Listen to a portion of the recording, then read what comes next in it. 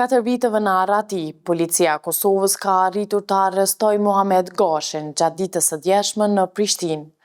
Gashi është i dyshuari për vrasjen e 22 vjeçarit nga Lipjani Dardan Gashi. Arrestimi i tij u bë i ditur edhe nga raporti 24 orësh i policisë së Kosovës, ndërsa gazeta Sinjali ka raportuar disa detaje në lidhje me operacionin që u zhvillua nga organet e rendit për kapjen e tij. Bëhet e ditur se pasi kishte ndodhur vrasja, Muhamet Gashi dhe Gazmen Selimi, dy të dyshuarit, kishin ikur nga vendi i ngjarjes, ku i dyshuari Gashi kishte mbetur në Arati për vite, duke u shpallur në kërkim policor me urdhër arrest nga gjykata themelore në Prishtinë.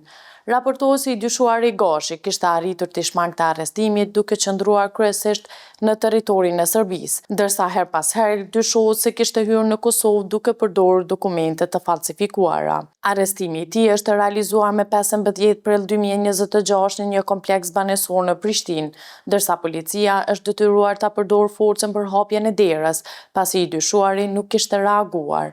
Sipas raportimeve, në momentin e hyrjes, i dyshuari Muhamet Gashi është parë me armë në dorë, të drejtuar ndaj zyrtarëve të rendit, por është neutralizuar me kohë dhe i është marrë arma. Forcat e rendit kanë bërë të ditur se në momentin e arrestimit janë konfiskuar edhe disa dokumente të ndryshme, që dyshohet të jenë të falsifikuara, të cilat i dyshuari i ka përdorur për fshehjen e identitetit dhe mashtrimin ndaj qytetarëve. Policia e Kosovës ka arrestuar gjithashtu edhe një person tjetër së bashku me të dyshuarin Gashi, i cili dyshohet për dhënien e ndihmës së kryesit pas kryerjes së veprës penale. E gjithë kjo ngjarje ka zanafillën e natën kritike të 5 gushtit të vitit 2022, ku 5 persona kishin filluar një përleshje në lokalin Check-in në Lipjan, ku të përfshirë ishin 2 të dyshuarit, Muhamet Gashi dhe Gazmen Selimi, si edhe viktimat Dardan Gashi dhe 2 persona të tjerë. Përleshja raportohet se kishte nisur për disa vajza, ndërsa ngjarja kishte eskaluar me përdorim armësh, ku thuhet se Muhamet Gashi kishte nxjerrur armën dhe kishte qelluar në drejtim të viktimave, duke plagosur rënd Dardan Gashin dhe 2 të tjerët.